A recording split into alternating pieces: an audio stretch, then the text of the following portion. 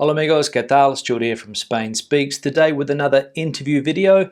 Today we travel to the Costa Blanca, Alicante to be precise, and we interview Julian. Julian is an American student who's been in Spain for about a year. He's got an interesting point of view on what's happened over the last few months, and he's also in the process of writing a book about his experiences here in Spain. Now today's video is sponsored by Skillshare, and I'll tell you more about them during the video. So let's go and see the interview with Julian.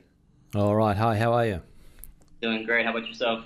Yeah, not too bad, not too bad. How's things? Getting a little better here. We're in the phase 2 now. Things are starting to open up a little bit more, and it's great to see the businesses really getting back together. Good, good. So, Julia, just tell us something about yourself, where you are in Spain, where you're from, bit of your background. Well, I'm from California. I've been living in Spain for about a year, and I came out here I really wanted to get my citizenship. I really want to get access to the whole EU, help me out with work and education, such like that. But it's been a little difficult here to get everything and that settled. But it's been quite a journey. Right now I'm a student and a writer, and it's a nice place for me to kind of focus on my goals here. I live in the mountains about an hour away from Alicante, in a town called Costa Blanca. Okay. And here. And what brought you to Alicante? Family reasons? Yeah, well, I came to find my grandparents, actually. We haven't heard from them in 25 years, so I tracked them down, and I was the first family member to see them in over 20 years, really. And it's been quite a journey here, really. Okay, good, good. Great. So you've got the Spanish background? Yes, I do. Yes, I do. And what's it been like? What's it been like here, being stuck during the lockdown, the health crisis, everything that's been going on? Well, it's been quite a movie, to be honest. Here, it was rather shocking experience, really, to go through the whole lockdown, and I caught everybody off guard. I was actually on the way back to the United States. Oh, really? Yeah, I had a plane already settled to go back, and when the lockdown came, they canceled all the planes. So I had to be stuck here. So I started farming. I started farming. I wasn't sure how long this lockdown was going to last, and at least by farming, I'll be able to support myself. What are some of the things that you noticed about your time here during that lockdown? Was there anything that surprised you about the way Spain was working? Yeah, it was. I felt the lockdown was very harsh. It was very strict here, and the Spanish people, they listen to instructions pretty easily here. I feel like they fall in line fairly easy, and it was fairly strict compared to how it was in the United States. Yeah. Like United States was a little more lenient, and so it was it's kind of hard watching the police really give people all these tickets and fines. It's close to $500 million worth of fines now, and when I was for my birthday in Alicante, I had a little Airbnb overlooking the beach, and the police were just giving people tickets all day long on the beach for walking on the sand. So I saw an old man just walking on his cane. Yeah. A ticket, so that was hard to watch here, definitely. Did you have any run-ins with the police yourself?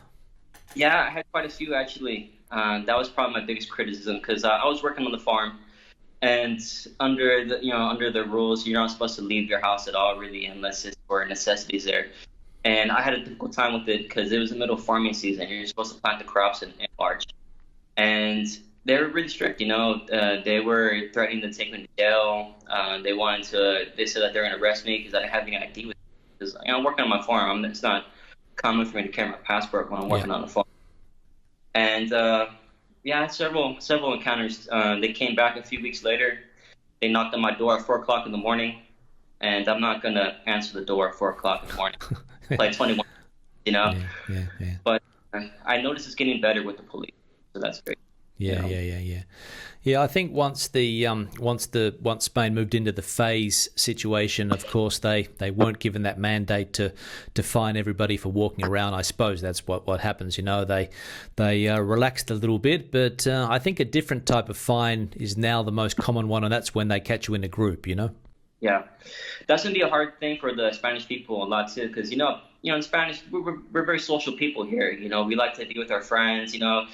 And I think that's going to be really hard for them to kind of control and mandate, especially with this new normal coming in. I'm sure that's going to be heavily enforced as Yeah. well. And it's really hard to break that because it's really cultural, and it's hard to break these, cultural bonds that we have with each other here. That's it. That's it. And I suppose you speak Spanish? Not as much as I should, really, but it's getting better. It's a little difficult in my town. Reason being is they don't speak Spanish here. They Oh, speak Valenciano, okay. and speak Spanish. They might sometimes they get I won't say offended, but they prefer to speak their natural tongue here. So, and there's a lot of Arabic people here too. So I have a better chance learning Arabic or Valenciano before I learn Spanish in this town. But I've been practicing every day. I'm able to get around just fine. Yeah, good, good, good. And what's going on back in the States at the moment? Ah, wow. I get phone calls every day from people around the world. Being abroad and having so many friends out here living abroad, I feel like I'm the spokesperson for America. What's going on with your president? What's going on with the coronavirus? What's going on with the riots? Now, this is probably the biggest issue we had. Surprisingly, the riots are a bigger story now than the whole coronavirus. Yeah. And we have protests in every single state in the country, and this never happened before. Mm. So it's very, the situation is very common. There's a lot of police brutality in the United States, a lot of racism as well. And this is bringing a lot of light to it. And, the only thing that's really concerning really is that, there's no social distancing or anything like that. Yeah. So if the virus is as contagious as they say it is, then, we should see a second wave pretty soon here. Yeah. And it's really not just the United States. Paris has been having riots all week too as well. There's been a lot of protests. There's been protests in Italy too, not for the similar reasons, but they're protests against the coronavirus actually. Oh, really? There's a on Rome. They're claiming that the virus is a hoax, it's a scam, it's just for the elites to get more power. So it's actually gaining a bit of momentum there in Italy. A lot of people are fed up with these restrictions here. And another big factor for the riots in the United States, we've been in quarantine for months. People have been on lockdown. People haven't had work or nothing like that. Yeah. So people are been cooped up in their houses. And to see what happened to this man, George Floyd, as he was, killed by the police, it really triggered, a heavy response. And this is something we've never seen before.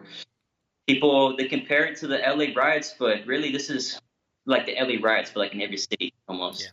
Yeah. City. So it's it's quite interesting, really.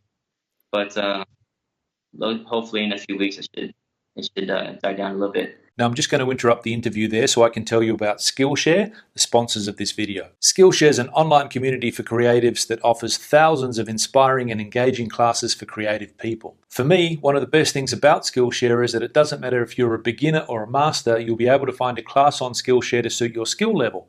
And you'll also be able to fit the classes around your schedule. Most classes are around 60 minutes, so they're perfect for even the busiest people. Now, if you've watched some of my videos in the past, you'll know that I always recommend preparing yourself as much as possible before you move to a country like Spain, or any other one for that matter, and Skillshare can definitely help you do that. For example, there are many classes to improve your Spanish language skills, which is something that I'm always looking to do, and you can find classes to help you do just that. And if you want to prepare for the experience of living abroad, you'll also find courses to help you with that. For example, I'd recommend this one here, A Roadmap to Successfully Moving Overseas. Skillshare is really affordable, and a yearly subscription costs less than $10 a month. The first 1,000 people to click the link below will get a 2-month free trial to Skillshare, so you can check it out for yourself. I really recommend Skillshare, so click that link below. Now back to the video. Is there, you mentioned that the coronavirus has become second to the riots, but that hasn't gone away, has it? There's still a lot of people getting sick every day, and the death rates are getting higher and higher, right? Yes. What's surprising is that the media has been reporting the coronavirus, and every day, it was the same media reports in every country. Because I live in Spain, and I see the United States. So it's like the same movie being replayed, but in English. And they haven't been reporting about the coronavirus. Usually it's, the highest death toll in a day, things of that nature. Oh, coronavirus cases, But now the media's been silent on the whole coronavirus. But I do think it's going to make a comeback now, because the medical reports for the man, George Floyd, who was killed, they're saying that he tested positive for COVID-19. So that right there, the coronavirus is coming back in the media very soon. Yeah. We'll see. But the president, he's very reluctant. He doesn't want us to go on a second lockdown, no matter what. There's a second wave in the fall or whatever it may be. He does not want to do another lockdown. Yep. And They're suffering enough. And now it's Brazil is not a new epicenter. They've been protesting heavily, but now the media is going really hard on the whole coronavirus reporting, mass graves, things of that nature. So it's very interesting. Yeah, there's been a lot of hoax theories. With the channel that I have, Julian, I get lots of people telling me that it's no more than the flu. I get lots of people telling me that it's caused by different things. I'm not going to mention them here because you can get censored, but you know that there are a lot of different stories out there, right? What's your take on that, do you think? Well, I, it's pretty evident, I think, what's going on, really, because it's the first time ever we ever had these world leaders really step up to come together to come against a threat like the coronavirus. And me personally, I find it very suspicious. Um, when have the world leaders ever came together? Like, yeah, let's go kick some corona ass. I'm not really buying it. This new normal thing is quite alarming for me, and I can already see what kind of the new normal is kind of be looking like in the future. What do you think it's going to be? Man, it's hard to say. For example, I went to McDonald's right the other day because they got cheap beer, and I walked inside McDonald's and just to see all the glass, they have. It looks like I was in a bank almost.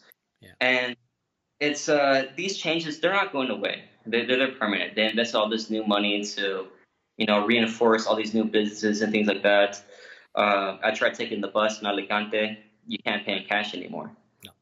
Things of this nature. So what a friend was calling me from Australia, actually, he was very concerned about contact tracing. Yep. And I took a class with it for Johns Hopkins University. And back in the days, basically what it is, if someone got contact with the coronavirus, they go back to see who he had contact with, But the problem is, say you took a bus, you don't know the people who was on the bus with you. Yeah.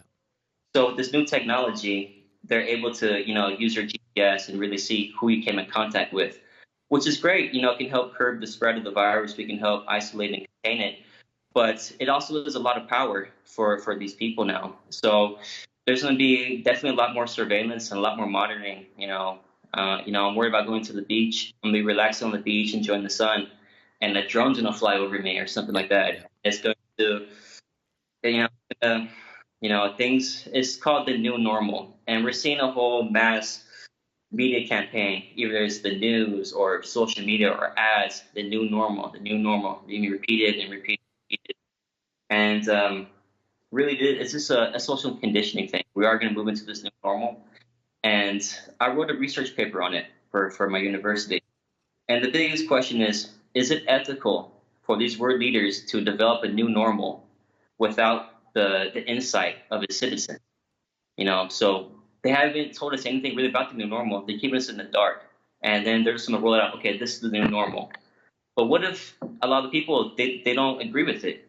It can cause lots more protests, maybe even some revolts, And for example, in Lebanon, they've been having a hard time before the coronavirus lockdown. They're going in full revolution now, and it's sad to see Chile and other countries as well. Yeah, we really don't know. It's really hard to say. But I have been reading a book. Most people heard of it, by George Orwell. And for some reason, George Orwell fought during the Civil War in Spain. And he saw something in Spain, something that he saw here that was going on during the Civil War that inspired him to write these works. And it's quite fascinating, really reading, his work and how he can see this. So I think we're moving towards more of an Orwellian type society. Are you talking? Which book are you talking about? 1984, Animal Farm? Yeah, 1984, Animal Farm as well. Definitely. But these books really inspired, and there was this time here in Spain, really during the Civil War, and it's really quite an interesting study. I knew nothing about it until I came here. And Spaniards, they don't really like to talk about it. It's, for obvious reasons, it's opens up a lot of old wounds here. Yeah. And, a lot of political divide here is really rooted in the Civil War. And hopefully we don't have to move towards that. A big thing here with the coronavirus really is people are worried about the economic situation here. And it is alarming, but the reality is that we should be okay. The reason being is that countries can operate with a really high debt load. with very high GDP, debt to GDP ratios here. Spain was around 95%, which is really high. But then we have countries like Greece, 135%. France was at 99%. United States, 107. Japan, 235. Yeah. So it's able to function here. Now, I do think the UK did a good job, exiting out of the EU, the Brexit, because they dodged the bullet here. Because one of their big reasons to motivations why they left the EU is over Greece. The whole debt situation in Greece, they were footing the bill. They were helping, keep Greece afloat. And so we'll see. Hopefully the EU stays intact. But Italy, they were flirting with the idea of leaving when the new government formed back in 2018. Hope it doesn't come to that. But but a lot of the EU is kind of a dangerous situation here. Now the country's gonna be able to function. The government's gonna be able to fund it. Now it is gonna affect the people the most here in Spain. Now we have the new minimum income law coming in effect. Yep. It's gonna pass, and it's a good thing. It's gonna help a lot of people. A lot of countries already have the system. Me, for example, my family, we're very poor. We had a family income of $318 a month for a family of four. So we relied on government assistance for the get by. Now the problem with it is that I'm worried about them creating a welfare state here in Spain. I think a lot of people on the left, they're really for it, but after 6 months to years go on, I think it's going to cause more tension in the society here. For example, you have people working really long shifts for low wages here, and then they're going to come home and they're going to see someone in the streets, with their dreadlocks. Type, smoking and stuff like that. Like, I'm working on this time, and it's not going to motivate people to really go out. We need that invisible hand, as Adam Smith said in his works, So that's a bit alarming, but the country's going to be okay. But the tourism, that's a major blow. Last year, 2019, was the biggest record for tourism. We had 85 million people, around that number, visit here. Now, it's only 45 million in Spain population, so we had almost double the people here, really. And this is really, I wouldn't say keeping the shit from sinking, but it's really helping us keep us afloat here. And it's going to have a major impact. A lot of jobs really rely heavily on the tourism here. So, we'll see. Now, you also mentioned in an email the Maslow, what is it? The hierarchy of needs, exactly. Now, I wanted to bring this up because it's very important, because I noticed. So before this happened, it's 2020. We all had plans, we all wanted, it's supposed to be a good year for all of us, I'm sure. So we'll just explain what it is, the hierarchy of needs, right? So his theory was that humans inherently have different needs and different priorities, right? Exactly, and it's really a fantastic theory. So basically, you have the basic needs here, right? Food, water, shelter. Yeah. Now, the reason why I like to bring this up is because when the pandemic hit and the news came out for the lockdowns, everybody rushed into the stores to buy food and water. And it's not necessarily because people are selfish, it's because they felt this need was a threat. So they had to go out and buy all this massive amounts of food. And it's important to bring up because we might have a second wave in the fall. They're already talking about it. So we have to be aware of this. This is what motivating people. Secondly, was the safety needs and security. Stay on lockdown, wear a mask, social distance, These are all motivating factors here. Also, too, I want to talk about the use of social media, especially for the young people around my age. There's been a massive increase on social media, Instagram, Facebook, TikTok. And the reason why really is because we're being deprived of our social needs. We need to have a sense of belonging. And with us social distancing from other people, we need to replace this. And now people are really addicted heavily to social media. Yeah. And it's quite alarming to see, really. Now, the most important part of the pyramid is called self-actualization. Now, I think this is where a lot of us were at before this whole pandemic hit us. Now, what that means really is living our lives to the full potential, really pursuing, what it is that we want in this life and what to create in our lives. And I think we need to really move back into that. We need to go back into a state of self-actualization. Let's not live in so much fear here and let this virus really control us and keep us in our boxes or our cages per se. We need to continue living our lives to the fullest extent. Yeah. Regardless of new normal, whatever the situation is, we have to stay focused on our goals and not let anything derail that. Definitely. Yeah, I'm sure the majority, Julian, are hoping to get back to some type of normal, whether it be new or old. But again, a lot of these things are out of our hands, and the lockdown proved that the government can lock people inside for 65 days, or I can't even remember how long it was. But I mean, it was severe. It was very severe, and a lot of people have never experienced this before. It's very hard for people to stay in their house. And another thing I want to bring up too, I think this is very important, is that they kept us on lockdown for so long. And I remember we went to phase 1. Everybody was allowed to go for their walks, just their walks. Phase 0, actually, I think it was. People were able to go out for their walks now for like an hour or two. And everybody was outside like, yes, freedom. This is freedom, Yeah. So we've been deprived of our sense of freedom. This is not freedom by any means, But we've been socially conditioned to think, hey, this is freedom now. We can go on a walk now for an hour a day. Oh, we're free. And we have to be aware, that our freedom has been limited. Hopefully, it's going to open up more with the new normal, but it may not be the same as it was before. Yeah, that's it. That's it. So, what are your short-term plans, Julian? To head back as soon as you can, or can try and stay longer? Well, that was the plan. I need to go back to the United States because I'm a legal immigrant here now. I don't have a visa here, and I can't get a job now, even if I want, especially now with the pandemic. Yeah. So it makes sense to head back home. However, I did start working on the farm, and I did a lot of work. I don't want to just abandon the work I've done. I at least need to see the fruits of my labor. And I'm also learning. You can learn so much by growing fruits and vegetables or watching a plant grow. I wasn't expecting. There's a lot of spiritual gifts really watching things, really farming. So I'm going to stay at least to the farming season and then head back and then come back again, hopefully with the right process so I can get my visa here, because the whole bureaucracy in here in Spain, it's just almost impossible to navigate. Yeah. It's a headache here. But, my family's from here. My mother was born here. And, it's in the Constitution that I have these rights to become a citizen. But I have to follow the rules and go through the proper procedures here. Yeah. But right now I'm writing my book. I'm actually writing about the whole lockdown here. It's kind of a diary here. And I've been writing about really in depth about everything that was happening, everything I was experiencing here. And also around the world. I have friends all around the world. And we talk all the time about how the coronavirus and all of the lockdowns are happening in their countries. And even the whole riots here that are happening now, the protests. So it's quite a good book here. Now, I just want to focus on that, really focus on, like I said, self-actualization, creative arts. Focus on that, because we're living in the most historic times in modern history. We really are. And it's very important for us to document, like you're doing with your channel here too. I think it's amazing. It's really amazing.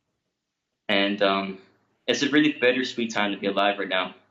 The future is looking, I wouldn't say it's looking grim, but it's going to be difficult in the future. I'm worried about the kids in that generation. It's going to be hard competition-wise. We have new AI technology.